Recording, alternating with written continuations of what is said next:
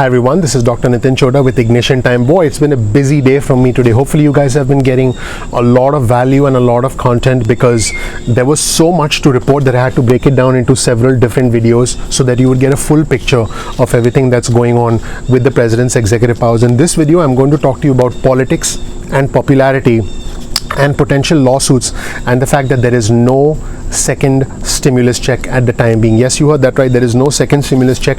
I'm going to talk to you about what lies beneath the president's newly signed executive orders. So let's be clear, low and middle income Americans who are depending on the $1,200 second stimulus check, essentially depending on that, they are not going to get it with the president's executive orders, because the president simply can't do that. Those funds have to be appropriated by Congress. Now remember, the $1,200 stimulus checks that came in from the CARES Act were crucial to families, and a second stimulus check was also something that a lot of families were looking for. You know, there are channels on YouTube that simply focus on that.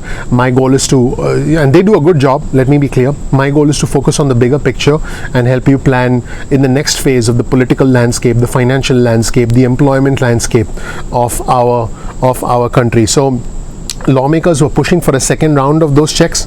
The executive action signed by the president will not include the second stimulus check. Okay, so according to a recent article, and I'll link you to that article in the description section below, President Trump's go it alone stimulus won't do much to lift the recovery.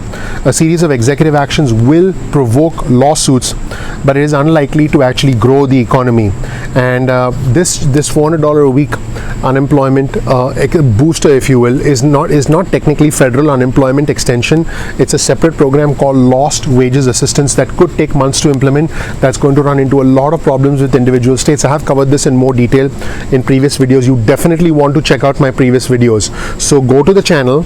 Okay, you're on my video now. Go to the channel, click on my name, the name Ignition Time, go to the channel and look at all the last few videos that were released if you want to understand why the president's executive order is not really setting up federal unemployment benefit extension.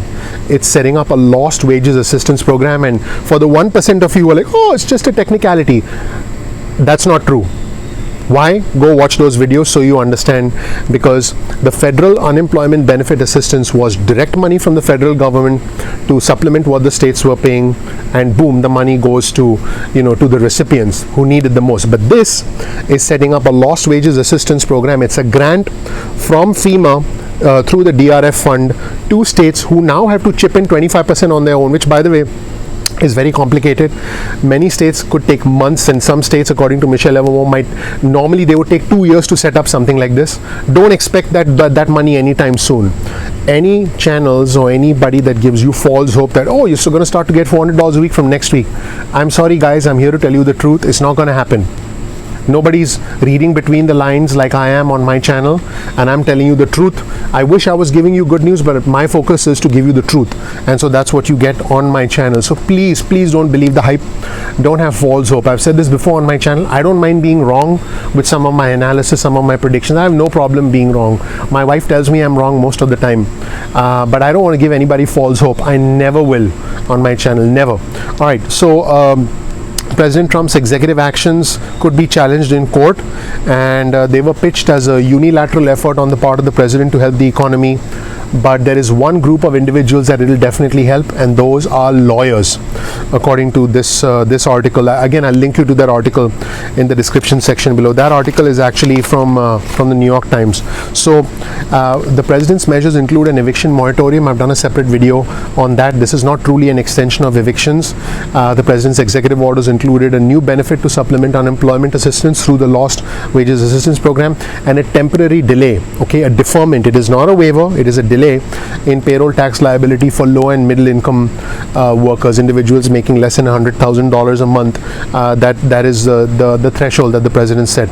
But they are unlikely to deliver cash to low and middle income Americans who've been hit the most during this recession. So in many ways, it seems like a largely symbolic gesture. Even conservative groups have warned that suspending payroll tax collections is unlikely to translate into more money for workers. And so this executive action to provide more unemployment benefits will almost certainly be challenged in court. And President Trump's own aides have actually conceded that the orders will not provide any aid to small businesses, state and local governments, and low and middle income Americans. So they've actually conceded that. And basically, if there is no congressional deal, the economy could really suffer going into the November election, and the pandemic-induced recession could continue. Let's hope that they reach a deal, the Congress, the House, and the Senate, and let's hope that we find a solution to get out of this illness, as quickly as possible with a medical solution. So the Paycheck Protection Program was set to expire on Saturday, and a lot of people had pushed very hard for a second round of the Paycheck Protection Program because it actually worked. By the way, I do have to give credit to the federal government for the Paycheck Protection Program. It worked, it helped, it should have been continued, but under these executive orders, it did not continue because the president does not have the ability to make it continue. So you want to give credit where credit is due. The Paycheck Protection Program was good. The $600 weekly unemployment booster was good. And there was a lot of bipartisan agreement back in March when the CARES Act was introduced. But now, because of all the bickering, because of all the partisanship, because of all the posturing, because of the red line that's been drawn on both sides, Republicans are not going to consider anything over $2 trillion. Democrats are not going to consider anything under $2 trillion. Because of that partisanship, we are in a state of deadlock, and the president has taken unilateral action, but we need to know the truth about these unilateral actions, which is what this is about. Again, low and middle income Americans' spending power is dependent on the $1,200 stimulus check, the second stimulus check, and the president's measures don't provide them. Also, these orders do not provide any aid to state and local governments whose tax revenues have significantly reduced. A lot of states are bankrupt. A lot of states have actually exhausted the CRF money, which is the name of the illness relief fund money that was appropriated to them through the CARES Act. So they won't even be able to pay out the $100 out of the $400 that they're supposed to pay out. So your state could struggle to A, implement the program, and B, pay out the $400 a week. And if they don't have the $100 component, they're not going to be able to get the remaining $300 because they have to chip in the $100. So think about this. If your state can't even pitch in its own component, you're not going to see the $400 a week. So again, it's dependent on your state. Talk to your state. So there is no aid to state and local governments. State and local governments will almost certainly have to cut their budgets and lay off workers, and this will cause even more unemployed people. And basically all of these, the $400 a week payment, a lot of experts are arguing whether it's even legal, because again, states are already struggling with their budget. And again, I've talked about this in previous videos. The way the executive order, the way the executive order is written, and by the way, it's not a bill, because a bill has to go from the House to the Senate and signed into law by the president.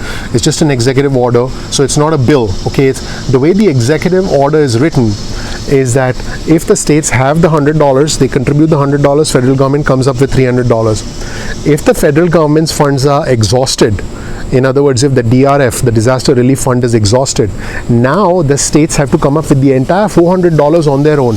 How am I going to come up with $400 a week if I can't even come up with $100 a week? Think about that. And then what's going to happen when that happens, when the state stops paying? Are we going to have citizens who, blame their states? I mean, again, this causes more problems than it will solve. And now Mark Meadows, the White House Chief of Staff, is going to be sitting down for an interview today on Sunday with Grey Television's Full Court Press with Greta Van Susteren, and he is scheduled to say, and I quote, "The downside of executive orders is you cannot address some of the small business incidents that are there. You cannot necessarily get direct payments because it has to do with appropriations." The White House Chief of Staff is saying that the $1,200 second stimulus check is not going to happen because it has not been appropriated by Congress. There is no bill that has gone from Congress to the House, from the House to the Senate and signed into law by the President. I have talked about this before. First, there needs to be consensus between the two sides. Second, a bill needs to be created by Congress. Third, the bill needs to work its way through the Senate and get enough votes both in the House and the Senate. And fourth, it has to be signed into law. There is no consensus now. Once there is consensus, it takes 2 to 3 days for the bill to be written. Once it takes 2 to 3 days for the bill to be written, then it takes 2 to 3 days for the voting to happen, and then the president signs. We are nowhere close to that because there is no consensus. So that's what the appropriation means. So Mark Meadows continues, that's something that the president does not have the ability to do. This is from the White House Chief of Staff Mark Meadows, who, by the way, was one of the lead negotiators with US Treasury Secretary Steven Mnuchin in the negotiations, the failed negotiations with the Democrats Nancy Pelosi and Chuck Schumer. So he said that's something the president does not have the ability to do. So again, it's talking about small business, aid to small businesses and direct payments. So he said, so you miss on those two key areas. I quote, so you miss on those two key areas. You miss on money for schools. You miss on any funding for state and local revenue needs that may be out there. And this is where they need to come to a consensus with Democrats. Now, the payroll tax cut that the president has actually been pushing for was actually, Stephen Moore, who's one of the president's outside economic advisors, had encouraged the president to do. Now, there is no guarantee that the Congress would even go along with waiving the funds associated with the payroll tax cut. So, in fact, it's quite unlikely that that's going to happen. So, this raises a host of questions for companies and workers, including a lot of very, very complex tax questions. So for example, let's say if workers owe payroll tax, right? They owe, so what happens is if what happens if as an employer I don't pay payroll tax and I'm supposed to pay it at the end of the year? What do I do? Do I simply deduct it from the payroll of the workers when the time comes at the end of the year? How much income tax should be withheld? How much payroll tax should be withheld? Most companies are unlikely to take any risks, and a lot of companies may even simply continue paying the payroll tax, which, by the way, defeats the whole purpose of the deferral of the payroll tax. So without detailed answers to specific questions, employers may simply continue to do what they've already been doing, which again defeats the purpose of the payroll tax cut deferment that was signed into law by the president. Just because the president signs it into law doesn't mean that I say, oh, I'm not going to pay payroll taxes. I may simply say, I'm not even sure if this money is due at the end of the year, so I'm going to continue deducting it as an employer.